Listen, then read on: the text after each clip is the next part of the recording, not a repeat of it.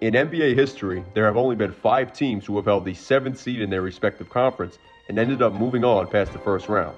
Well, after the Lakers scratched and clawed their way to a huge overtime victory over the Grizzlies last night in Game 4 of their first round series, it seems the man who dons number 6 himself, King James, will make his team the 6th, 7th seed to pull up the first round upset. And today, we're going to break down how LA has gotten to this point in this video. Also, if you guys enjoyed the video, then make sure to give it a like as it helps out a lot. And if you enjoy the NBA, then make sure to hit that subscribe button and notification bell. So last night, the 7th seeded LA Lakers got a huge 117-111 victory over the 2nd seeded Memphis Grizzlies in overtime to push their series lead to 3-1. LeBron James put up a huge 20-20 stat line, coming in with 22 points on 8 for 18 shooting, along with 20 rebounds and 7 assists. LeBron also hit a clutch late shot, and Anthony Davis came up with a game-saving block to force OT, but we'll get to that later in the video. For now though, let's start breaking down how the Lakers pulled out the win in this very back-and-forth contest.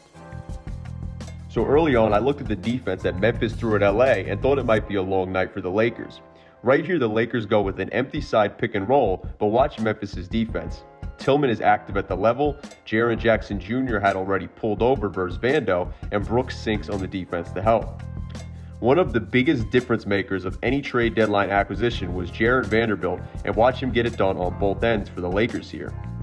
The Grizzlies decided to go matchup hunting. You have Vanderbilt on Ja, then Brooks screens, there's no switch, Russell is dropped back on Ja and has the space to get downhill. There was good communication from the Lakers on defense last night also. Reeves cross-match versus Ja in transition. Vanderbilt's working here to get the switch back, and it ends up in a turnover. Here the Grizzlies use Brooks as a screener again. This time the Lakers switch. The issue is Vanderbilt is still going to show help off of Brooks, and look at the bodies Ja sees help-wise. The Lakers have the Russell/AD screen for Reeves here. I do like the Grizzlies' action here, and the Grizzlies had been helping off of Vanderbilt, and it makes them pay with a 3. And on the next play, it was ran similarly, except Reeves was able to use the space and score.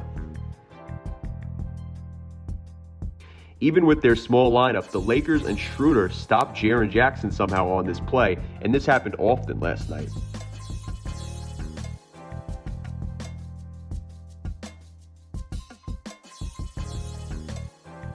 The Grizzlies created great looks, but Jackson and Bane had their own struggles to start the night. And Jaren Jackson never really got his game going, but Bane ended up leading the game in scoring, so safe to say he did. The Grizzlies tried to get a design drive for Triple J, Jaren Jackson Jr., but the Lakers had been locked in with the early help and the look to contest, and it worked out for them. Jaren Jackson screens for Jones here. The idea for Memphis to have Kennard and Bane spaced together on the weak side is great, but it created a good look that just didn't go down. The Lakers turned defense into offense though. The Lakers have Beasley/LeBron on the screen for Schroder. Kennard slides under but gets beat on the drive, and the Grizzlies can't afford for the Lakers to get the driving kick. The Grizzlies have Triple J screen for Jones. The right side is empty. The Lakers switch, and again, it can't be this.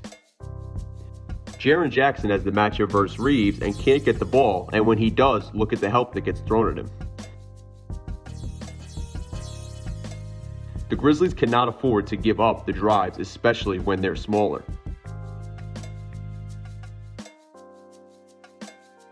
Lakers go back to this action. Schroder and AD screen for Reeves, and the right side is empty. Notice the counter from the Lakers.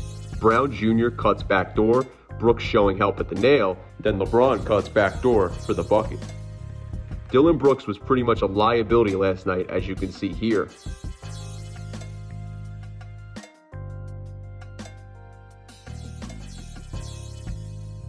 You could see the Grizzlies started finding their way offensively and getting Bane involved. I like that they moved to pass and cut instead of just straight pick and rolls. The second half began with the Lakers holding just a 2-point lead. The Grizzlies start the second half by running the stack pick and roll for Bane, and I think the Grizzlies knew they needed to get him working and get him going in order to win this game. They knew if the Lakers were going to give him that space, they had to make them pay. The Grizzlies were putting 2 on the ball versus Russell, and you can't do that in my eyes.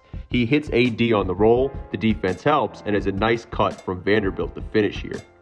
The Grizzlies run the stack pick and roll. LeBron switches the first screen. Russell does not switch on the second. Ja has a nice pass here to Tillman then. There's too many possessions like this from the Lakers in last night's game.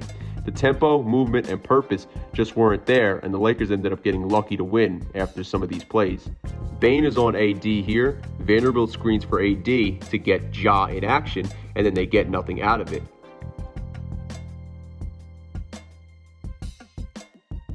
It was the little things for Memphis last night. Kennard screens for Ja and the Lakers switch. Schroder showing early, but there's no commit off of Kennard, and then Ja finishes. Watch LeBron on this play. The play is for Schroder to screen for him. The corner is empty, but he calls for Rui to cut from the wing and fill it with Triple J guarding him. Ja doesn't show or switch. LeBron turns the corner. Triple J helps, and it's a kick to Rui for 3. Possibly the most exciting highlight reel player in the league currently, Ja Morant, somehow got Memphis the lead on this play to end the third quarter here. Tough finish from Desmond Bane here. His play was huge for Memphis, and truly he was the difference maker for them. Memphis, simply put, couldn't afford to play this slow last night. The first screen for Ja is at 15, the second screen is at 10,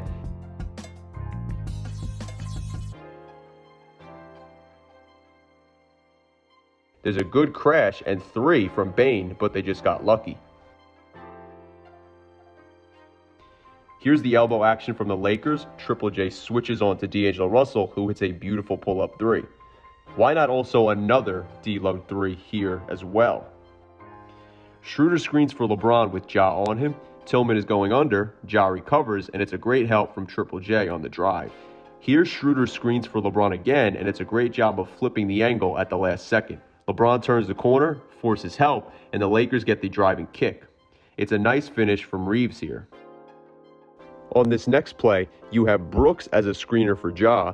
Rui is in a drop instead of switching, and the Lakers were looking to meet Ja Morant at the rim and contest it, which ends up working out. The Lakers should have executed better here, but here's a great block from Triple J.